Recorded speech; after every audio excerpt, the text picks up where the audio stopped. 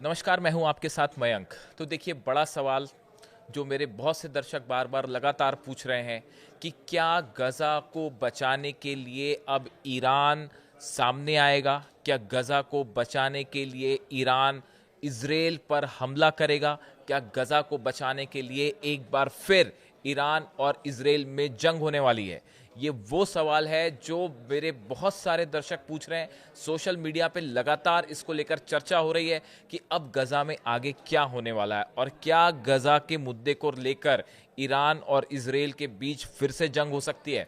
देखिए, जो लेटेस्ट खबर गज़ा से आ रही है वो ये मैंने अपने पिछले वीडियो में भी जिक्र किया था कि गाज़ा को लेकर एक बड़ा ऑपरेशन शुरू कर चुके हैं नेतन्याहू और इज़राइल।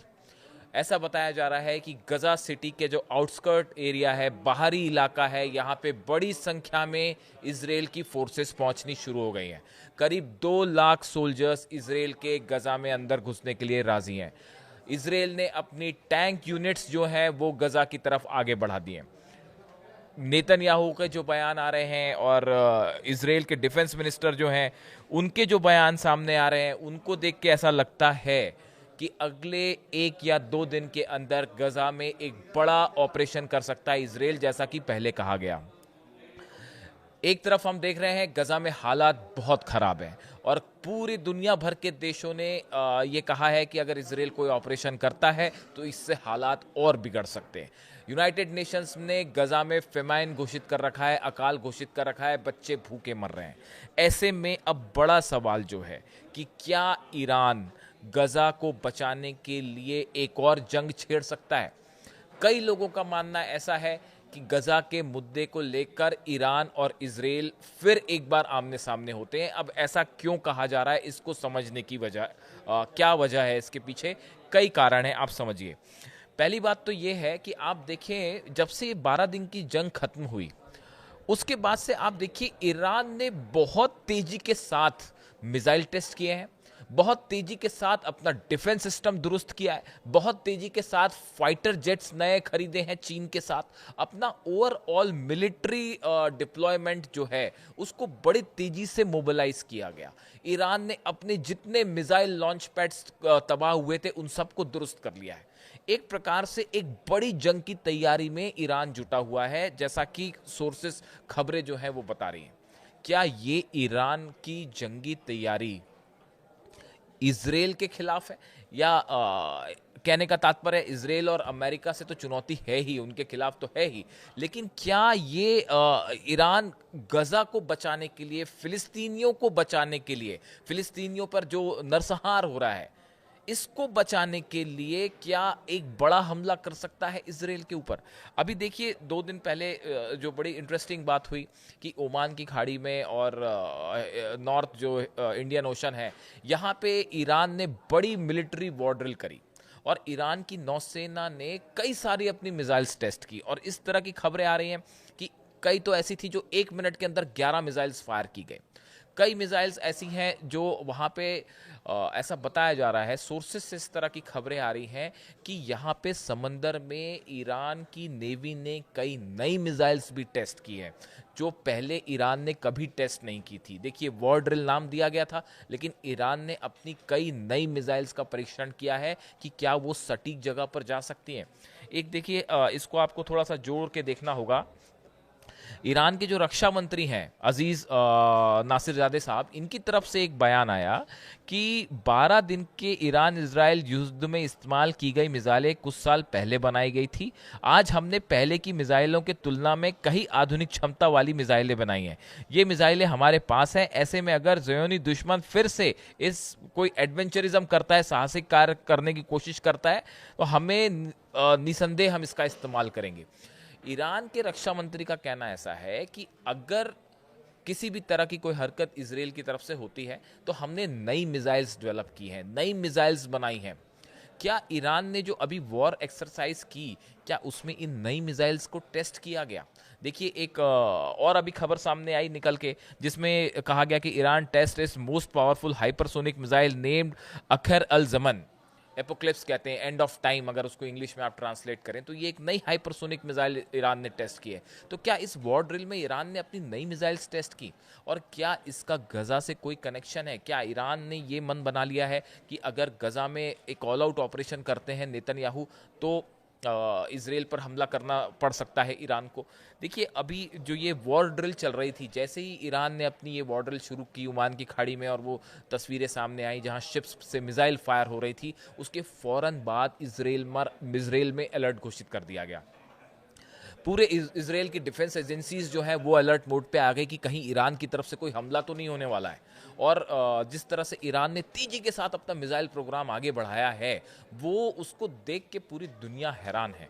और देखिए, एक और नया बयान जो था, अभी थोड़े दिन वक्त पहले भी आया था, मैंने इस पे भी वीडियो बनाया था, कि याया रहीम सफावी, ये जो साहब हैं, ये ईरान के आईआरजीसी के पूर्व एक अधिकारी हैं, और ईरान में इनका अच्छा खासा दबदबा है, प्रभाव रहता है। तो इनकी तरफ से एक बयान आया था, इन्होंने कहा कि we are not in a ceasefire, we are in a stage of war. No protocol, regulation और agreement has been written between the US and Israel. अब इन्होंने ये कहा, इनकी तरफ से ये बयान आया कि इसराइल के साथ हमारा कोई जो है सीज फायर का समझौता नहीं हो रखा है, कोई लिखित पेपर पे कोई समझौता नहीं है, कोई प्रोटोकॉल नहीं है, और ये कभी भी खत्म हो सकता है। इसको क्या इसराइल के लिए से एक सीधी धमकी माना गया, सीधी चुनौती माना गया? इसको क्या गजा के एस्पेक्ट में हम लेके देखें, जिसमें गजा में ऑपरेशन होने जा रहा है इसराइल का, जो इसराइल ने एक ऑल आउट वॉर की घोषणा कर दी है और नेतन्याहू कैबिनेट ने प्रस्ताव पास कर दिया। उसके बाद ये जो याह्या रहीम सफावी साहब हैं, ये ईरान के जो सुप्रीम लीडर हैं अली खामेनी साहब, इनके बड़े क्लोज एडवाइज़र भी माने जाते हैं, उनको भी सलाह देते हैं।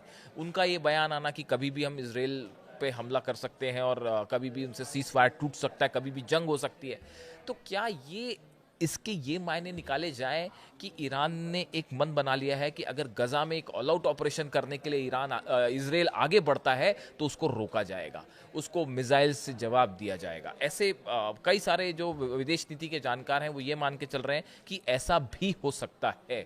हमने देखा कि पहले जब लिबनन पे अटैक हुए, हिजबुल्लाह पे अटैक हुए, और लगातार लिबनन में बमबारी हो रही थी, तो जब पिछली बार की बात है, 12 दिन की जंग नहीं, इसकी पिछली बार की बात है, ईरान ने 180 मिसाइल फायर की थी इसराइल के ऊपर। क्या ऐसा कुछ फिर से दिखने जा रहा है? क्योंकि देखिए, मिडिल ईस्ट में गजा पे कब्जा करना, एक इसराइल की तरफ से कहा जा रहा है कि हम हमास को हटाना चाह रहे हैं पूरी तरह से वहां से, लेकिन ईरान का ये कहना है कि ये एक लैंड कैप्चर करने का बड़ा प्लान है, ये गजा की जमीन को हथियाने का प्लान है इसराइल को, और इससे मिडिल ईस्ट पे बड़ा प्रभाव पड़ेगा।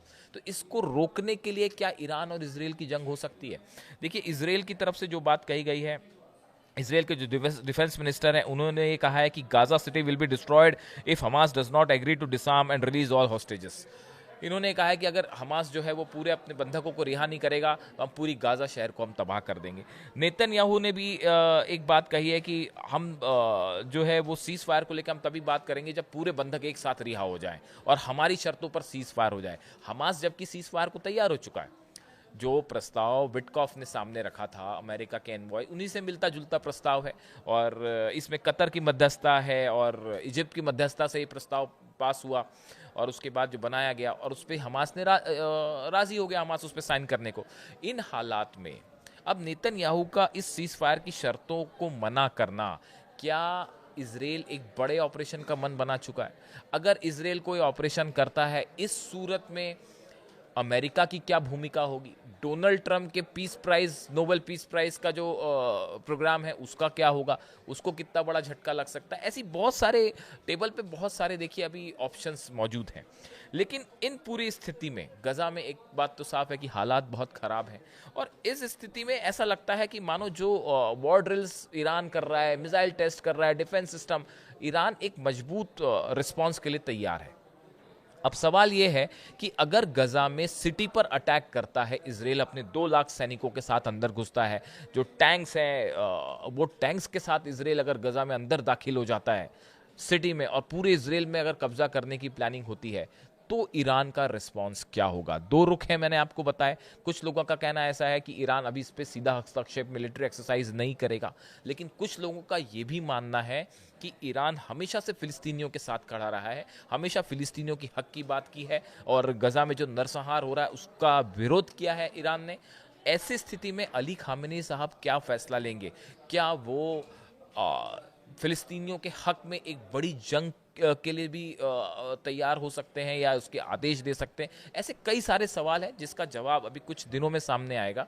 लेकिन एक बात तय है कि गजा में अब आखिरी जंग की तैयारी शुरू हो चुकी है और इसमें कौन किसके साथ होगा, देखिए ऐसे ही हालात जो हैं वो हिजबुल्लाह के लिए भी हैं। हिजबुल्लाह से आर्म्स रखवाने की कोशिश की गई तो ईरान फ़ौरन हिजबुल्लाह को उसको रिस्पॉन्स किया और ईरान अली लारिजानी साहब जो एडवाइज़र हैं अली खामेनी के, वो फ़ौरन लेबनान गए, वहाँ पे उन्होंने मुलाकात की। ऐसे ही क्या फ़िलिस्तीनियों को लेकर भी एक बड़ा स्टेप ईरान की तरफ से देखने को मिलेगा? ये कुछ सारी चीज़ें हैं जो जिस पे असली रुख तब निकल के सामने आएगा जब ये साफ होगा कि क्या इजराइल वाकई अंदर जाने की कोशिश में शुरू कर देता है ऑपरेशन। देखिए आउटस्कर्ट्स जो इलाका है वहाँ पे ऑलरेडी फोर्सेस पहुँच गई हैं इजराइल की, क्या वो अंदर दाखिल होंगी? क्या एक बार फिर बड़े पैमाने पर ऑपरेशन, ग्राउंड ऑपरेशन होगा? 65 लोग पिछले हमले में मारे गए हैं गजा में, फिलिस्तीनी मारे गए, जो कि जिनका हमास से कोई लेना देना नहीं था। इन हालात में गजा में हालात बहुत ख़राब है और अब देखने वाली बात यह है कि क्या गजा को लेकर ईरान और इजराइल में एक ऑल आउट वॉर होने वाला है। इसका जवाब शायद अगले 2 या 3 दिन में मिल सकता है। इससे जुड़ी जो भी अपडेट होगी हम आप तक पहुंचाएंगे। Thank you so much.